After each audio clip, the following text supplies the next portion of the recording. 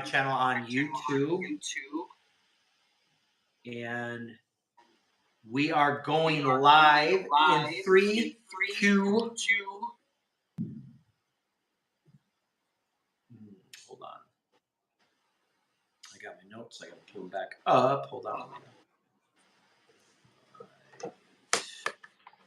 There you are. Okay, cool. I got it right here. All right, in 3, 2, 1. Welcome to another great episode of Framing New Heights.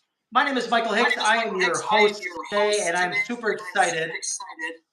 All the way from Australia, from down under. I think you might have to help me with that a little, Alina. It's probably a very big, thick Midwest accent that I have. But I'm welcoming to our podcast today, you guys. Alina Anderson has done the hard yards to become an award-winning personal trainer, nutritional coach, and body transformation specialist. She has a new book out, too, that we're going to talk about. I'm super excited about it. Her dedication and determination, coupled with her deep knowledge and experience from her personal life and a career, has helped guide clients to successful transformations of mind and body.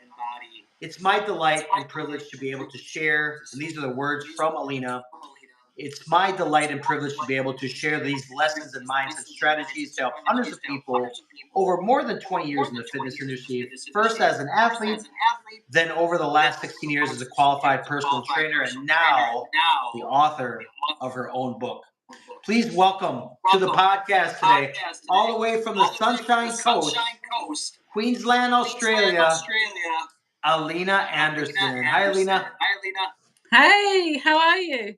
I am magnificent. I'm so glad that we connected. What's the time zone? What's the time right there now? It's on 9:15 in the morning, Friday morning. And it is 6:14 p.m. Central Standard Time here, you guys. Yes. So Alina was so nice because we were first for friends on IG. I like all our posts. She likes all my posts. So I appreciate the love on that. I truly do. And not only that, but I love the stuff that she does. I want to start out by talking about your book. It's the title of the book, you guys. When Life Gives You Lemons, Squeeze Them Harder. And I didn't get a chance to read the book, and I want to get a copy. I'm going to get one. But it's basically the art of turning struggles into strength, similar to what I do as a life strategist, as a life coach. What is your favorite quote in the book, or maybe story, Alina? And why? Well, I have a few of them, actually. Let's hear it. I suppose my favorite one when I'm training is I don't quit when I'm tired. I stop when I'm done. Ooh. Because I like that. So I've done a lot of endurance events over time, and that quote has got me through not just on the run day or the event day, but training, the days where you just don't feel like it. And I'm not a quitter, but it's amazing just a few words, how you can just quickly turn them around and empower into finishing something as opposed to not finishing and then feeling like a failure. Yeah, that's amazing. Tell us a little bit about your journey all the way up until the book, maybe some of your struggles, which led to empowerment. I mean, you teach people fitness, something I think is one of the biggest important pieces of wealth. I mean, we could say this so much. I'll give you $1 million today. Most people will say yes. But if I give you $1 million and I said you can't wake up the next day, mostly everybody would say no. It's because it comes down to our bodies, right? Tell us a little bit about your story. You're a former athlete. Tell us a little bit about how you got to Australia. Have you always lived there? Give us a little bit about that. Oh, gosh. I've always lived here, so I'm a true blue Aussie. Okay. So how I've got here was actually, after the birth of my second child. So that's 24 years ago now. Like most people or most women, after they've had their babies, they've put on weight. So you try to lose weight.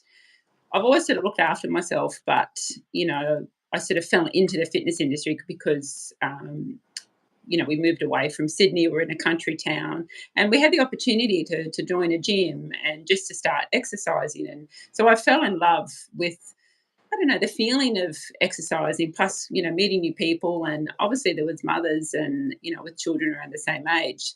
And then it became like a real community sort of environment. So that obviously led on to, doing a bit more, entering a few more things. I started to run. I couldn't run for the life of me beforehand.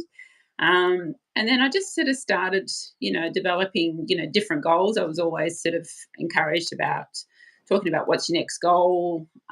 So I'd never really sort of experienced anything like that before until way back then. Then over a course of time, sort of about 7 years, I entered in lots of different events. I loved my love for endurance training.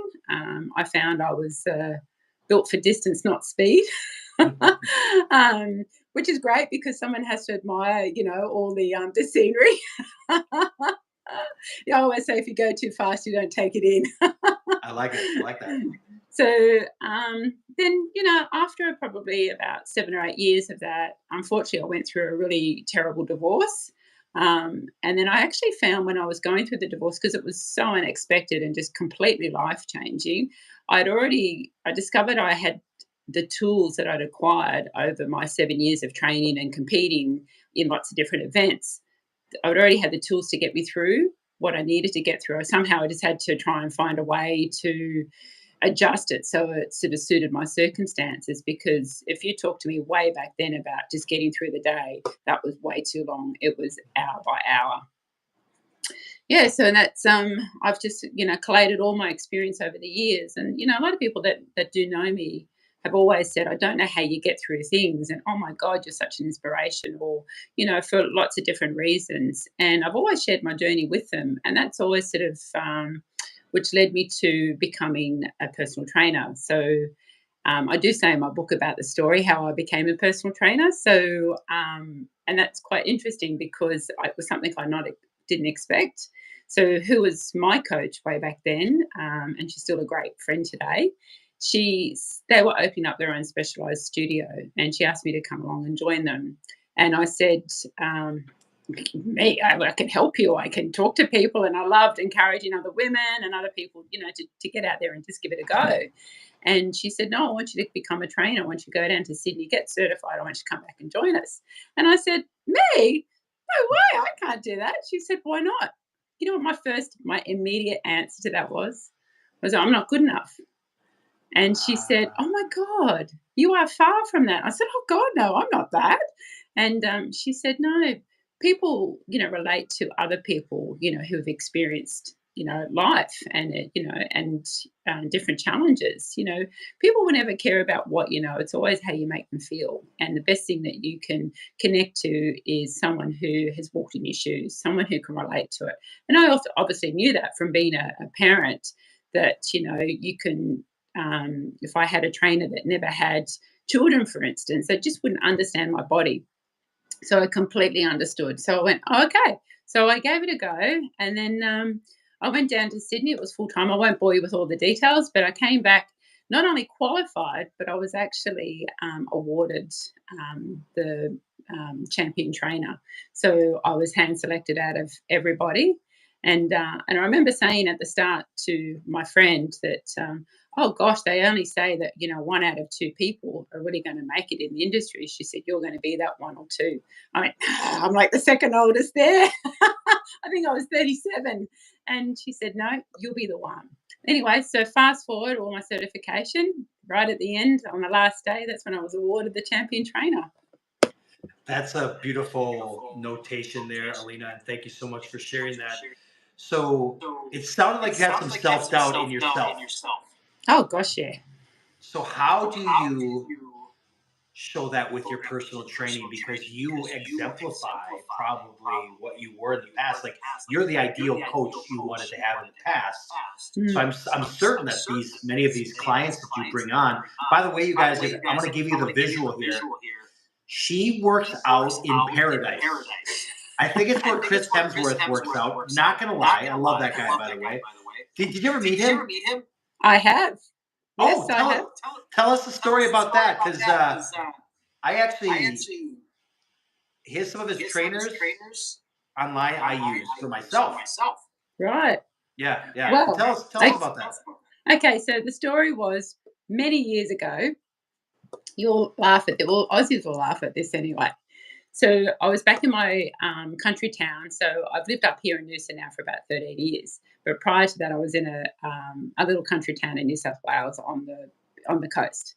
And we had the studio that I was working with what I've just explained, and then Chris came in, and I just did a few sessions with him, and I think he had family that lived in the area. I think it was his grandmother lived in the area. Anyway, and I was training him, and we just did a few sessions together. And I said, "Oh, I've got a bit of a confession to make," right? Because he was actually leaving to go to LA to give a hit out, right? Just to see what it was like. So, and I said, "Look, I've got a bit of a confession to make." And he said, "What's that?" And I said, "Oh, I don't watch Home and Away." Because he just finished, he was in that, and he had just finished that, and he left it. And and he goes, "That's all right. I don't blame you." So anyway, I probably did about 6 sessions with him in total, and I didn't think anything of it until it was about 2 years after, because I knew he was going to LA. That was it. And in that meantime, I'd moved up to Noosa. And back in the day when there was, the DVD videos, and my kids were smaller, and, they had the trailers playing on. And I was just standing there, just doing the ironing, just listening to the trailers. And I heard this voice. And I said, Is that Chris Hemsworth? And I went, "Yeah, that's Liam Hemsworth's brother." And I went, "No, but is that Chris Hemsworth?" "Yeah, why?" And I went, "Oh, I've just trained him a few times." "What?" Because I hadn't even connected that he had, Wow. gone on to do great things, Yeah. after Yeah. that. I did try and message him, I will admit, a couple of times just on Instagram, just to say, "Hey, great to see, you're doing so well. Well done. It's good to see that you've kept your workouts up." But he Yeah. was That. such a lovely guy. Way Yeah. before, you know, his obviously having a family and all his success. But, to me, he still comes across, he's just not changed at all. He's just so down to earth. And unfortunately, I didn't get the message, to him. But yeah, it was just to congratulate him that, well done. It was good to see him succeed. Yeah. It's not many people get the opportunity to trade him, and No, what a well, I blessing. mean, he's just a normal, regular guy. He's an Aussie guy, right? Yeah, he just exceeded. Like he's just such a likable guy to him. He's just a normal person coming in for for a few sessions, but I can't take credit to his all his muscles now. But you trained him though, so that's I that's did awesome. train him. Yeah, we're in the making of it. Yeah, We're absolutely. building. You're part of it. building. Yeah, yeah, yeah, No, absolutely. he's So such a lovely guy. that's amazing. Back to becoming a champion trainer Hmm. and the confident piece that we kind of talked about before we got in the Chris Hemsworth story.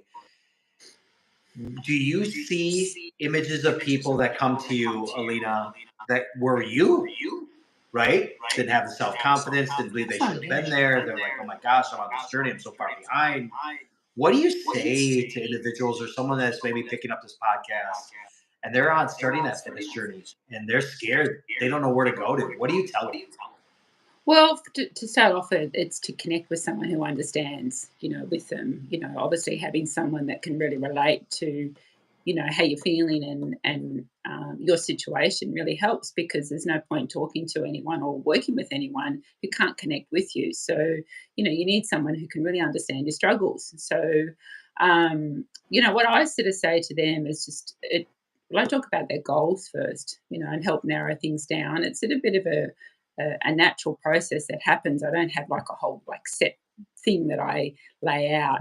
I sort of just address it when it appears. But that self doubt is that's what I love about the fitness industry, because it helps you come face to face with a lot of self doubt, in the form of you don't think you can do something, and then all of a sudden you can do it because you've been given um, whether it be the right approach to it, so it sets you up to succeed. As like if something's too out of your reach, you're just not going to succeed, because it's and then you feel like a failure.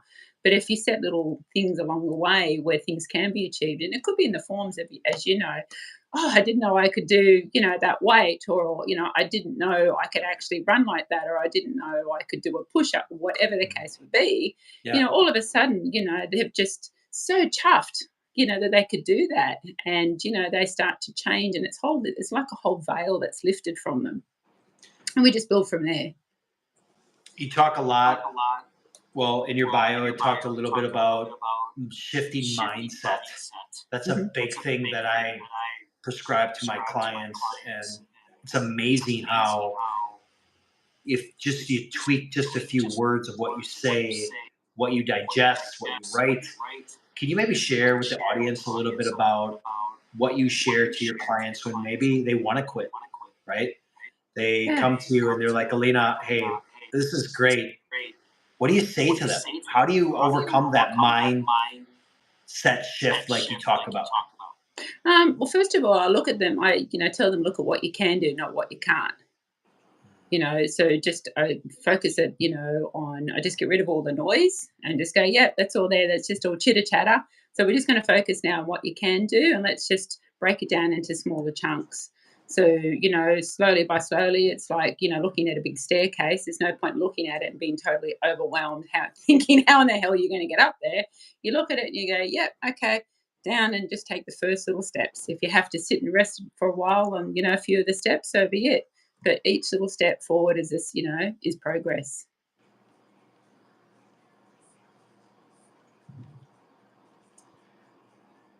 So with your book, what transpired you? Because I'm in the process of writing mine, and it seems to be a monumental thing. It's going to be an autobiography and self-help book. What was the catalyst to have you write that? Well, did you have an epiphany one day where you woke up, you had this dream, and you're like, I'm writing a book? What caused it? You won't believe me when I tell you. We want to hear it. So to start off with, I had no idea I was going to write a book. None. So I was in a business coaching consignment, and part of that was to write a book. And I was always encouraged, to write a book just because it will help a digital footprint. So it would help your, get your name out there. I said, okay. Anyway, the time came, and it was, we're in a group of probably a dozen or more people. And everybody there knew what they were going to write, had intentions of writing a book. I've always written, always wanted to write a book. And here I am thinking, I got no idea what I'm going to write, but I'm hoping it's going to come to me. And they all just assumed I would write about health and fitness and nutrition. And I went, oh, God, that's just boring, there's so many out there. No, I just can't relate to that. And then one night I was just sitting on the lounge, and it was just something just clicked. And all of a sudden I got the title name, and that's what the book's called now. And I thought, okay, well, it's all going to be about mindset, because it's a whole accumulation of different experiences and how I've overcome them that I've shared with people along the way, who I meet. And so it was just a whole form. And it was not so much as to look how bad my life was or look how challenging my life was. It was like, look, this is how it was, but I had two choices, when I started to talk about going way back into early childhood. And then I sort of started to, progress a little bit over the years. But, you've got two choices. And I didn't want to remain a victim to any of that. So, it was to show people, the real rawness of, what can happen, but how to overcome it and not to stay stuck.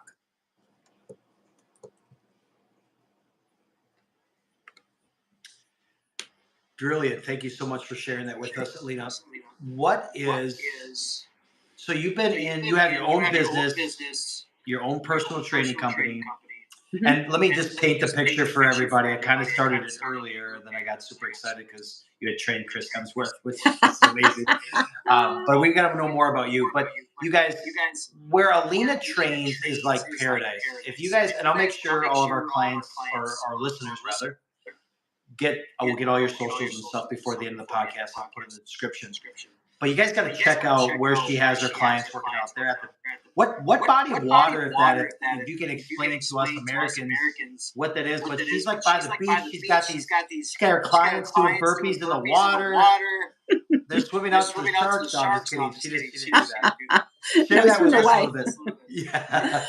Okay, so most of my clients are in some sort of a program. So some people either just want to do a cardio session. So that's the ones I just do down at the beach, and they're no more than 30 minutes. No equipment, don't need anything like that. You've got everything there that it's just imagination, right? And then I've got the strength training. So we do that in the gym. And then when people are doing the nutrition with me and, like wanting to learn how to do it properly, it tells them they learn the type of exercise that they need to do and the frequency. Because a lot of people, as you know, feel that they need to keep training to get results. And then they end up overtraining and then they can't work out why they're not getting results and they're fed up, particularly as they get older. So with the nutrition that I teach, it teaches them how to get their results, and it's sustainable and there's no counting calories or anything like that. So there's some people that just want to do the cardio because I'm right at the beach, and then there's some people that just want to do the strength training as well, which is totally fine. I love to do all my strength training because I am such an outdoors person. I run through the Noosa National Park. What's the name of the name of the park again? Noosa National Park. Okay. Yeah. So, I do everything that I do so I can just go outside. I love outdoors. I love to be able to, on my holidays go for, either a big climb a mountain or whatever it is, do a waterfall trek, whatever it is. I know I've got a base level of fitness to do it. It's a beautiful thing. I want to talk a little bit about transition into something called like daily habits. And I'm sure you share this with probably some of your clients. But are there any specific daily habits or routines that you believe that contribute to productivity and maybe well-being for that matter? Yeah, definitely, because it's just picking even just one thing for the day to tick off. Some people like to have a list of, 5 things, 6 things, whatever, whether it be drink water, do this, do that, whatever. Personally, I find it's not a one size fits all. It's just looking at something that they can achieve that they feel that they've accomplished. And then we just sort of build from there. But, it's always definitely water for me. There's also, I make sure I get out and I do my workouts. I'm always meal prepping, so I've always got make sure I've got good healthy meals on hand. There's times I don't. I'm only human. I get caught out, but I know what to do to quickly get back on track. And it's been such a life for me for such a long time. It becomes natural. But with my own clients, I just let them just feel like they've achieved one thing, and then we'll talk about that depending on what their goal is. And I make sure that the bar's just high enough for them, just without it out of their reach, but still achievable. I like it. I always like to tell my clients that the habits that we build kind of start the night before, right? Get your workout clothes out the night before. Get your bag ready to go the night before. Make your lunch. Make sure, you know what I mean? Like, I think all of those things kind of habit then stack for progression for the following day. But let me ask you this. How do you structure your day, to maintain that healthy work-life balance? Because you're into fitness, you kind of live it, you kind of eat it, you kind of breathe it. Do you have a specific morning routine that you can specifically share that you do, that our listeners could hear? Well, what I do is that, I try to be flexible with my time and no set time because I had many years, like obviously training beforehand before I call it normal people, before I became a trainer. And once I became a trainer, I felt like all my routine went out the window because, all my runs I used to do early in the morning. So everything changed because I was then working at that time. So, if you're not careful, you can build up a little bit of resentment in a way because you feel like, you're missing out all the time. So I knew something had to change. So I started to allocate a certain time, Okay. that was my training time in the morning. And I've stuck to that. I've had to be a little bit flexible in the gym because it doesn't always work like that. But I know that the better I can adapt at things, the better I can cope as well. So I don't mind the variety because it keeps me on my toes. But, on my days where I'm outside, they're my set days that I know that 2 mornings a week I go for my run and there's no alarm, even though I'm up early. But, that's my time. And the next thing is I know because I am such a morning person, I cut my hours, to a certain time. So in the afternoons, I don't train clients face to face late afternoons because I've been there, done that. So it's too long a day for me. So I just keep all mine up until about lunchtime. Online is a little bit different, but yeah, it's just trying to spend your energy in a constructive way rather than spreading it out, because you're no good to anybody else if you're burnt out yourself. Yeah, that's awesome. It sounds like you set up some quality boundaries there, and you're pretty much aware of that. That's awesome. I love to hear that. Let me ask you this. So, yeah, you're welcome, Lena. So you talked a little bit earlier in the podcast about divorce, Mhm. and many of us have gone through it, and they've been ugly, and Mhm. can be in for many very challenging situations. But what would be, and maybe it's your divorce, I don't know. But what was one of the most challenging situations you have faced, and then how did you navigate through it? In my divorce, what was In general, it doesn't have to be divorce, but what is the most challenging situation you have faced? Maybe for you it was a divorce. And then how did you navigate through that? oh, there's been quite a few over the years, um, because I became a trainer because of my divorce. I had to learn how to. We were heavily involved with triathlons, and we had to. I didn't, in my mind, I didn't bring two beautiful children in the world to go through all this stuff. And we'd both worked so hard financially to set ourselves up. And when we moved away from Sydney up to the mid north coast in New South Wales, when I was working, if I worked, it was by choice, not because we had to, but we did all the hard work before then. And we had a home based business. So, I was involved with that. And so that gave us the more freedom and flexibility to, be with the kids and do all the things that we needed to do. And that would work so hard. And I didn't want to destroy that for the kids because I didn't think that, it was fair on them. So I wanted to find a way where I needed to still earn an income now, without sacrificing all their things, and I didn't want to be this mother that the children never saw. So, and it was interesting because one of the very, very first things I thought, great, I'm just a single mother now. And I thought, hang on, wait a minute. No, I'm not. I am a woman first who is a mother who is single. And I went, right, okay, I need to remember this because we're just so easy just to label things, and it Mhm. really sort of takes that power away. So, Ah, and that was interesting because, I did a lot of Tony Robbins work, prior to all that as well. So a lot of that learning was coming into play there.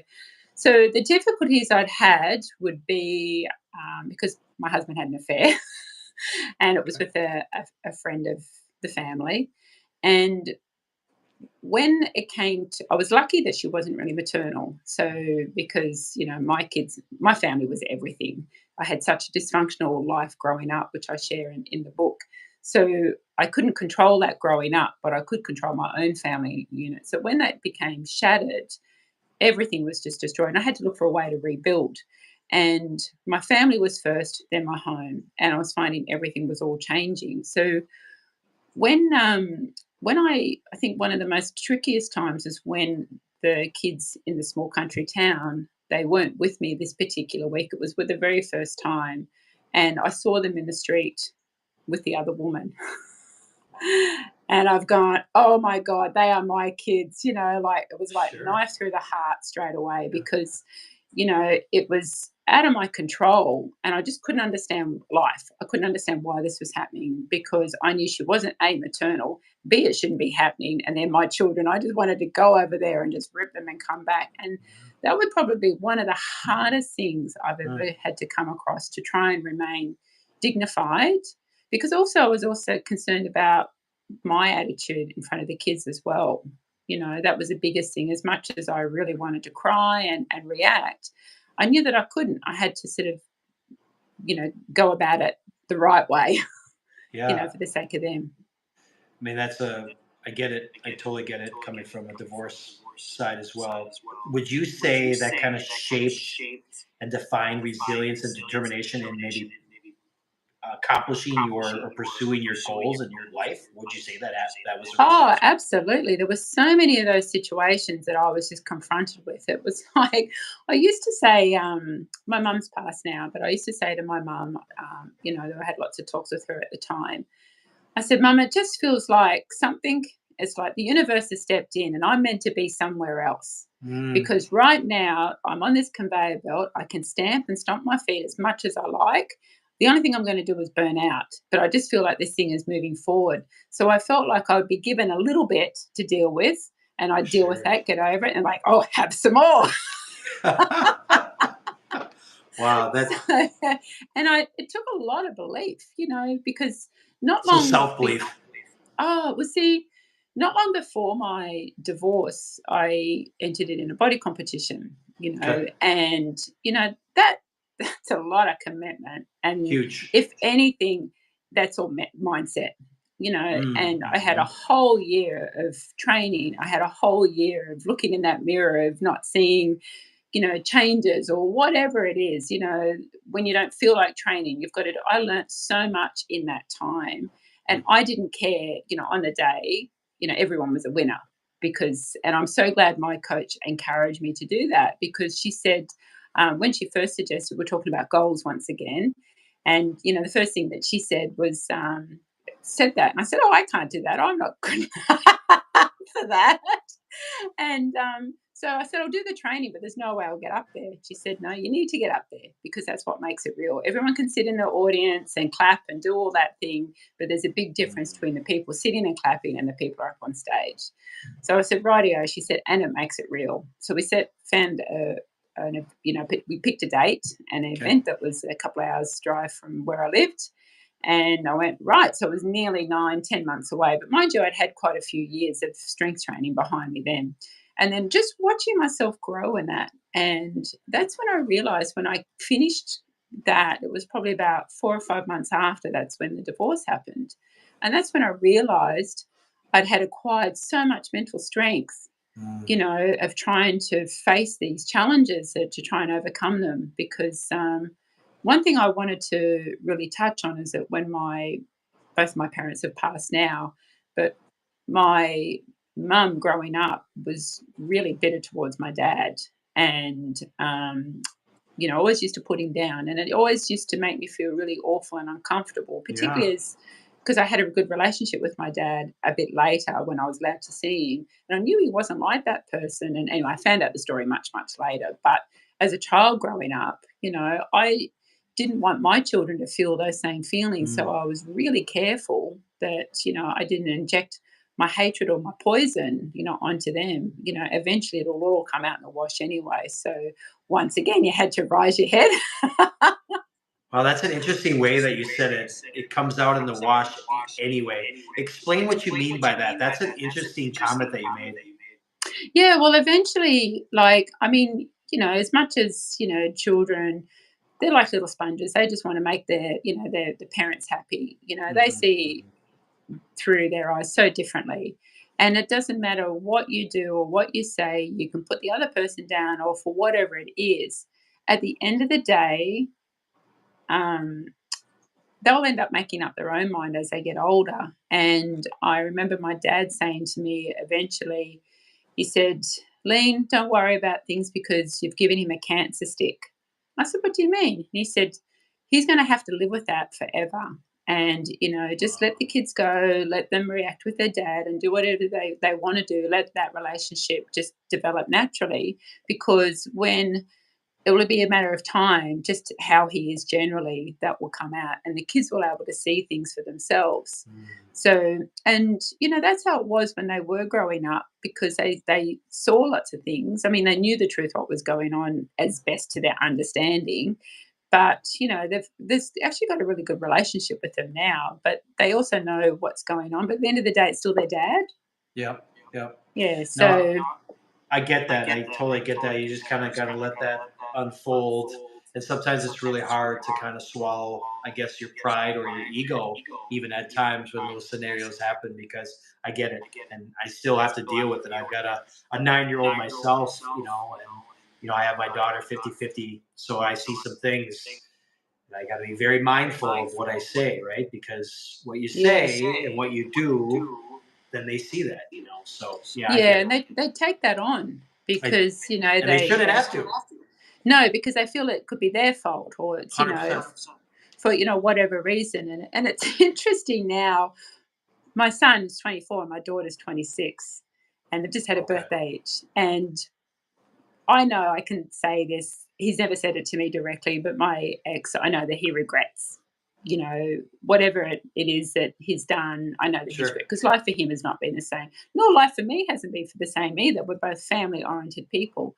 Sure. But, he acknowledged the kids and said that, he wasn't there for them growing up. He apologized, for them, trying to make up for it now. And all they worry about is the dads in their life. And so they might go out because they're at the drinking stage now. They might go out drinking, and whereas they don't really get that with me. To this day, they've never seen me drunk ever. Just not something I've done with them. But they experience that with him, and which is great. And he's had a few D&Ms over a few drinks with them over the time, and he has said that he's regretted it. And then my son will say, "Well, you let a good one get away there, Dad." So let me ask you this, just based off of that, and then we'll kind of transition to something else, though. But this question that kind of came to mind: if there's one, like if you had the magic wand and it was able to just change that perspective through that divorce, what would you have changed and why? I would believe in myself a bit more. And how would you have done that? I think that came with confidence, because in my marriage to how I am now to back then, my husband used to put me down a lot, but I wasn't very confident either. And in his way, he thought, I think he was helping, but it never came across that way. It was always I was not good enough, for that. So I was never in an environment like to flourish. And I remember, do you remember John Gray, Men Are From Mars, Women Are From Venus? Oh, of Do you remember? course. That's a great Right. book. Yes. Yes. So I remember thinking, we just need John Gray here, because I'm sure he would understand and be able to interpret this, because you clearly don't understand how I feel. Oh, that's funny. So I used to say, we've got the ingredients there, but the recipe's all gone wrong. Oh, my So goodness. I think, that self-confidence and not feeling good enough, actually stems back from my childhood, definitely.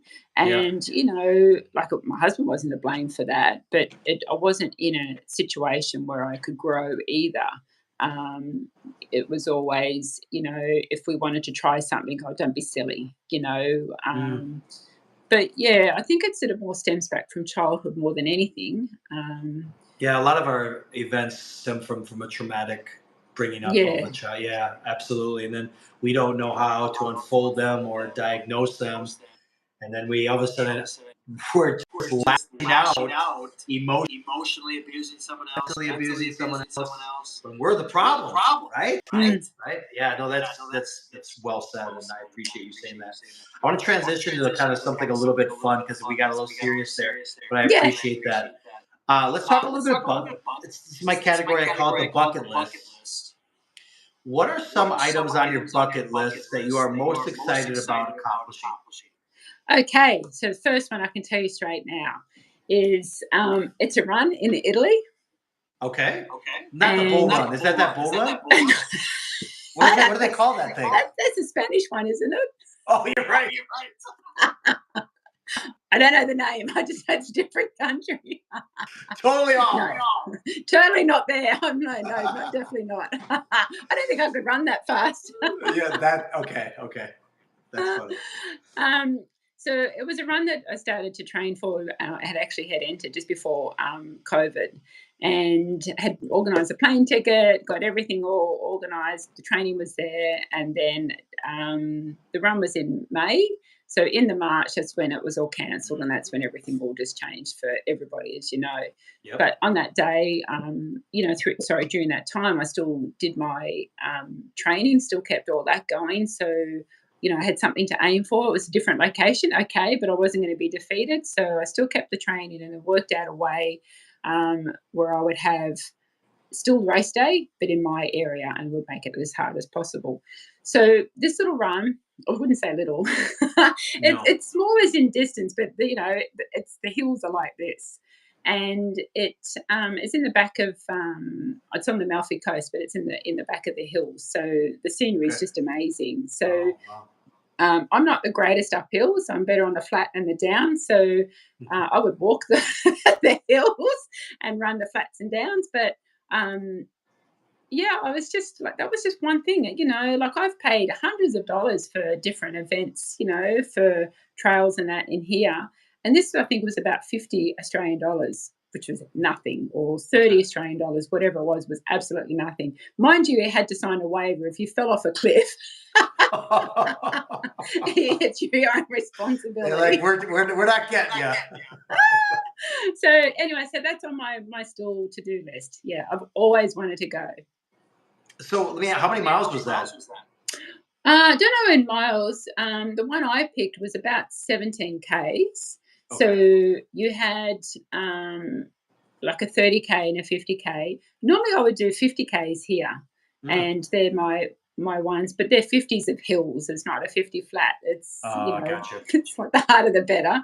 So I picked the 17 because I knew it was doable, and the 30 route didn't really excite me. Just the scenery, and that was more inland. And the 50, I thought, I've got no idea where I'm going. Support crew. I don't speak Italian. 17 is looking pretty good. If I come last, it doesn't matter. So is that still happening? It won't be this year because I haven't put the training in it. But yeah, definitely, I'd like to do it next year. Yeah. So then, caveat to that, how do you prioritize and plan to achieve that item from your bucket list? So then I just put it in and go, I know when my training's supposed to start. Like I keep a base level now, and then I have my own program that I know this date, because I know I'll enter as soon as the entries are open. I enter, and then I've got to get a medical certificate, from here to say it's in clearance, and then I just work towards it. Yeah. I love it. Book the tickets, make it happen. Yeah, that's what it's about. So let's go back to the book piece. Mm-hmm. So for those of you, where can everybody get a hold of this book? The name of the book is called When Life Gives You Lemons, Squeeze Them Harder. Yep. Where can they get them? Is it on Amazon, or where can they get them? Well, I've made it available on Amazon, so both Kindle and paperback, but they can order through my website as well. So give everybody that website. It's bodyshack.com.au, and then you'll see that there's a book landing page there. And it's you guys, for those of you, I was super excited to bring Alina on, is because she really is a true testimony of resilience and how she turns her struggles into beautiful strengths. And this book I highly, highly recommend. And I'll make sure that we leave it in the description as well when this launches. I want to go and ask you a couple other things here. So besides your book, right, are there any specific books that maybe had a profound impact or perspective or outlook on your life? Oh, definitely. There's been lots. You never stop learning. You never stop growing. Love it. And for me, I can never know enough. The more I learn, the more I don't know. But I think one of the major ones was Susan Jeffers, I think, Feel the Fear and Do It Anyway. That was, what was the name of it again? Feel the fear and do it anyway. Oh, okay. So that was a really sort of turning point, for me, because it was allowing you to face all the things that made you uncomfortable, but to find a way to work through them rather than run away. So that's been a huge book. Susan Jeffers. I'm looking at it on my bookshelf. Let me ask you, was that a book that you were reading when you were going through your divorce, or what particular time in your life when you were reading that book? That was post-divorce, actually. Okay. That was in probably about 2 years after my divorce, I think. I was also a very big believer of, when I say spiritual, like listening to myself. Um, I go a lot by gut instinct as well, and how I feel, and when you mix with emotions, all those feelings start to become very confusing. So you don't really know what's gut instinct and you can't separate it. And I used to try and look for signs that I was on the right path. And somehow I just navigated as best as I could. And I turned my back on all of that at the time, because I felt like, if I was such a good person, why was I going through so much pain? Because I couldn't understand it. I did everything right. I was, so anyway, I just had to try and consolidate what I had and keep moving forward. The Tony Robbins and all that all came all post-divorce. I never really had time to read much, actually, with 2 young children, except for John Gray. I remember that. That was before children. I didn't really read that much, because I was always so busy. And it wasn't until like after, but it was learning more when I was married. It was more learning about listening to yourself and your intuition, and just letting that grow. Gotcha. Just evolving. So think of a movie or a piece of music that holds sentimental value to you or inspires you. Do you have anything you could share? Oh, gosh. It's a tough one. I can tell you my favorite. Yeah, let's hear it. You can't go past Dirty Dancing. I love think it. it's such a beautiful love. I love the music as well. It's real feel good. And obviously Grease was another one. Okay. Pretty Woman, another one. Showing my Yeah. age definitely here. It's okay. Yeah. That's my era too. Yeah, it's I don't know, I just don't have one real favorite piece. There's lots. I'd have to really actually think about that now. Well, maybe if he comes back, we can recircle the wagon, so to speak. Let me ask you this, because obviously you're an Aussie. How do your cultural preferences influence your creativity, your decision making in your professional life? Oh, okay. So,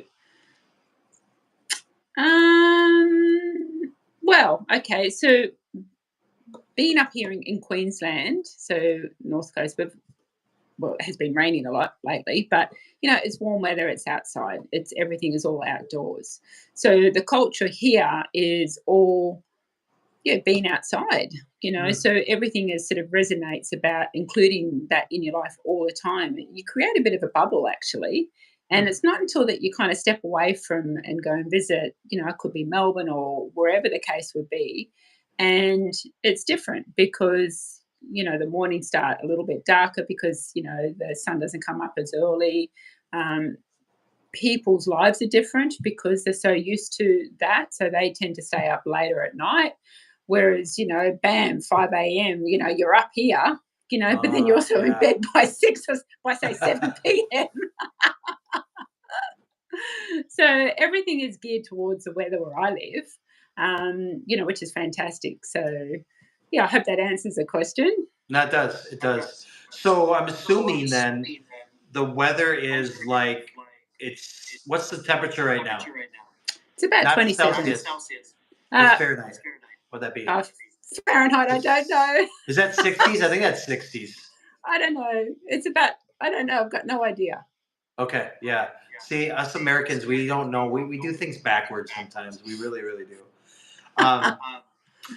No, but the scenery that you constantly post, I envy it, because we are where I live now, we're in the process of spring. So 40 degrees, kind of gloomy and gross and rainy, and our summer doesn't really kick off till like June. So we're in that process period. So that's why I asked. So life lessons. Let's kind of go into life lessons for a second. You kind of shared a little bit about it earlier, but can you reflect on any mistakes, challenges, or biggest failure that taught you something valuable about yourself? I know you talked about the confidence piece. Would you say that's kind of the same thing, or would you want to elaborate a little more? Yeah, I never look back and I've always said, don't look back and have regrets. I never want to look back and have regret anything. There's nothing that I do regret. Are there things that I might have done differently? Yeah, probably, sure. But I don't look back on regret because I did the best that I could with whatever I had What at you the do. time. Yeah. Yeah, so I never look back to say I wish had done things differently. And I'm really careful with all that because everything I make now, the decisions I make, I always say if you come from the heart, you can do no wrong. Oh, that's a good one. You've said some really beautiful quotes, and I'm going to make sure that we get those on the shorts in the marketing piece. Let me ask you this: in the U.S., we have a huge epidemic problem. It's obesity, Mm. and I don't know how it is by you guys in Australia, but I mean we are getting to the point of 65, 70% obesity rate. You know, I take my daughter to a pool, and you just see it, right? And it's really hard for me because I know from my creator, I'm spiritually based, I'm Christian, and we're taught not to judge, but it's so hard because I constantly put in effort for myself. I put in effort for my body and nutrition, eat right, and I also work out for my daughter, so she's aware of that, so she lives a healthy lifestyle, blah, blah, blah, blah. With all that being said, what would you say if you had the chance to, be the president of the United States and change the obesity epidemic, or either around the world for that matter? And I don't know what it's like by you guys. What would you do? What would you say? Go. I always say start with the parents. You right? Well, our obesity is really high here too. It's usually, I Is think it's it? 1 out of 3. Yeah, it's it's Okay. amazing. Okay. I'm a big believer of monkey see, monkey do. Hmm.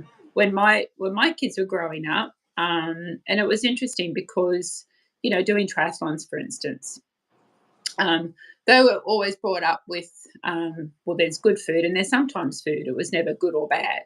So it was either, yeah, you can have this. We had a McDonald's that was close by where we lived. That was pretty much close to the takeaway. But they still went to their birthday parties and, they went to the normal parties, like children's parties. And, instead of picking out on lollies, they'll be having the strawberries. Like, we just had a healthier connection with food. I think it was because we didn't label it as a good or a bad food. Oh. And I remember one time we were doing this triathlon and the kids had finished racing. I think it was the adults' turn. And, they've got a sausage sizzle afterwards. And they've just got white bread, just nasty, cheap white bread. And I said, oh, have you got wholemeal by any chance? And they said, oh, no, it's a little treat. And I said, no, it's not a treat. Good. This is not like something that's good for them, because to my kids, I just turned about fuel for their body, to look 100%. after their body, like, yeah, you can have your lot, they can have that. They did have that. Although it's interesting listening to their stories today because they'll say, oh, Mum, when we had our lunch boxes, we were so deprived because all the kids had roll-ups. And we were never allowed roll-ups. We had fruit straps. You're the healthier version. That's right. And, like you did the best that you could.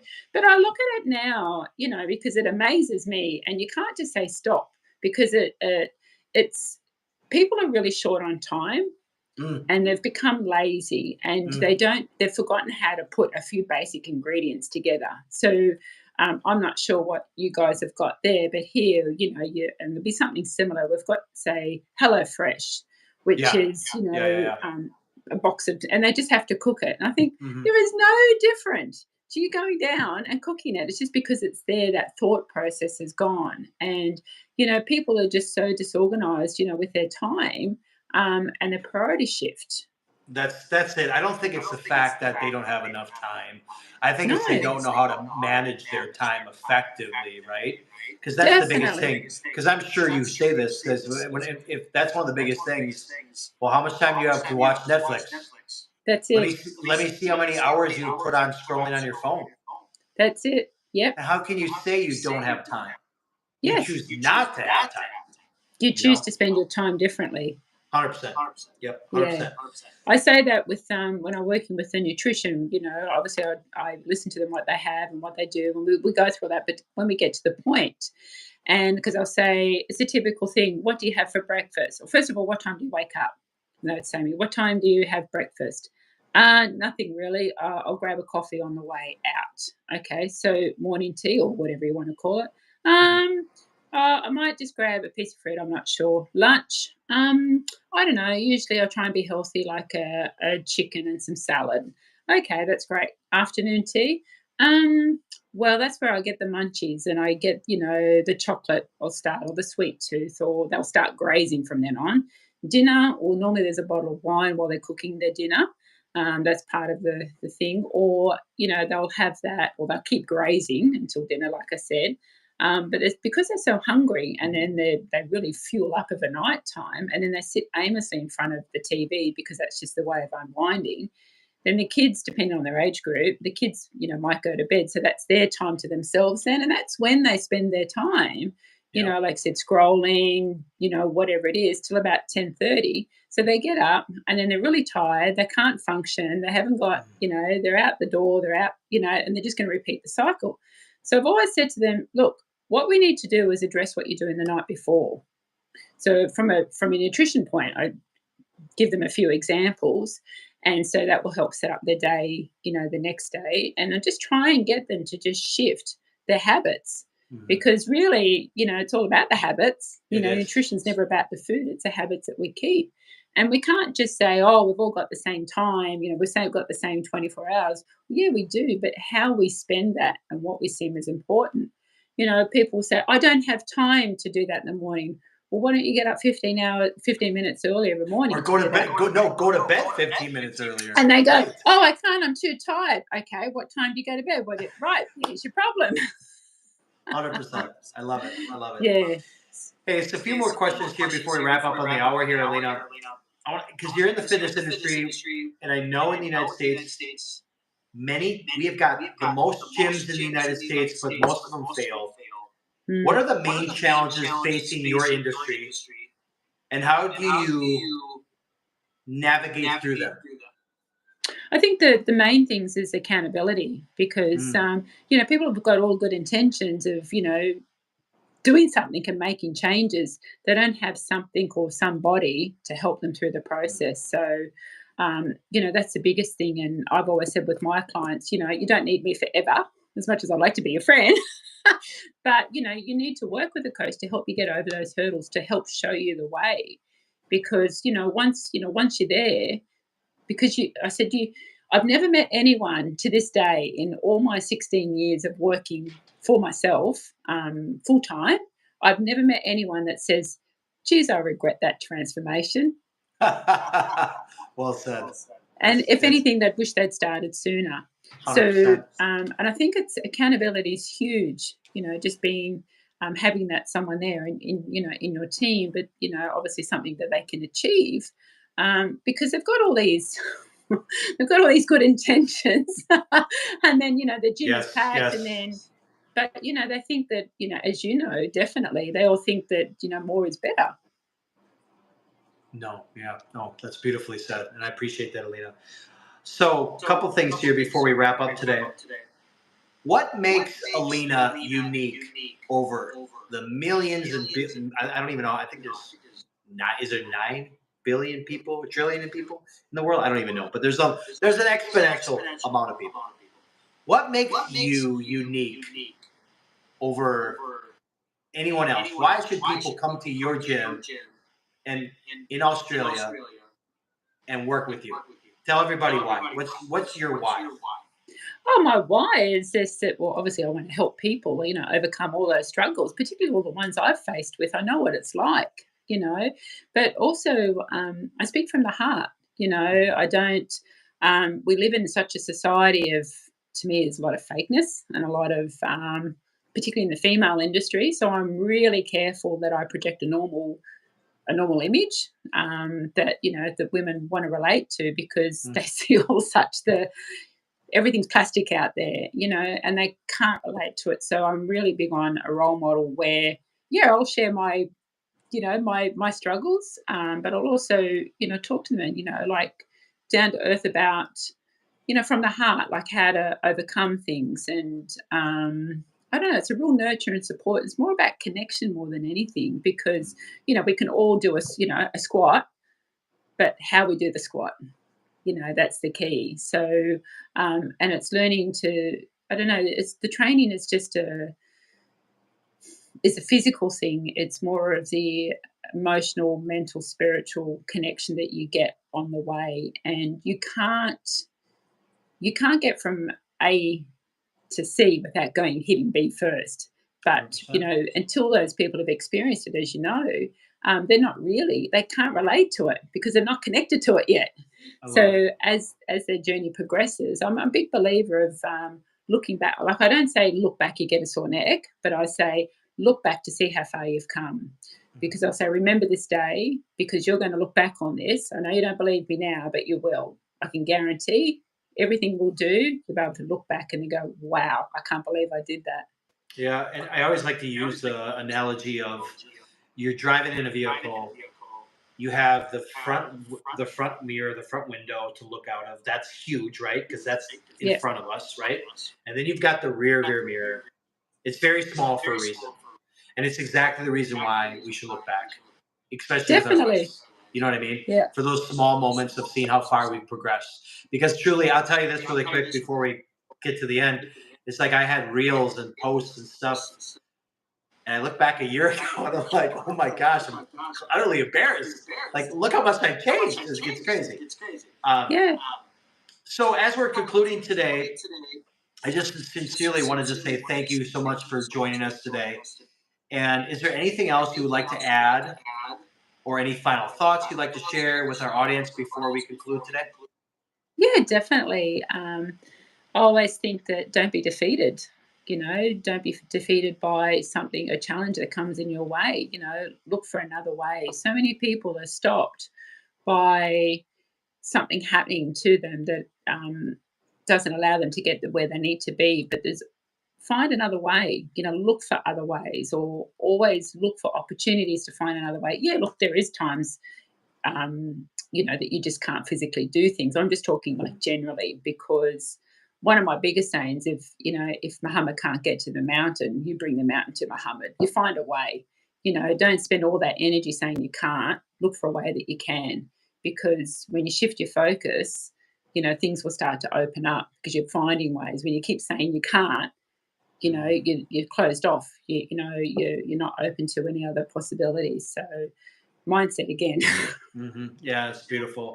So again, give everybody your socials and any information you want, websites. I know you're on IG. That's how you and I connected. Share everybody where they can get a hold of you, how they can get a hold of you. Go ahead. Sure. So on IG, it's Alina Fitness. And on Facebook, it's Alina Anderson. I think it's .14. I'm not too sure, but I've just set up a public page. It's just whatever their link is. And then my website is bodyshack.com.au. And that's exactly where they can order the book as well, right? Yes. Good. Definitely. And what's the price on the book? Australian is $28. Okay. I don't know what that is in the USA, guys. I think it's about 18. Oh, okay. I think. I'm just trying to remember what Amazon had it listed as. Yeah. All right. Well, and thank you so much, Alina, for having or being on our show today, rather. We always conclude this way. And I don't know if you've listened to any of our podcasts. As always, 1% better in mind, body, and soul. Stay flex. Come on, get them up, Alina. You got to flex them up. Yeah, there you go. Yes. Kiss the puppies. Yes. I'm going to stop the recording here. I'm going to end us here.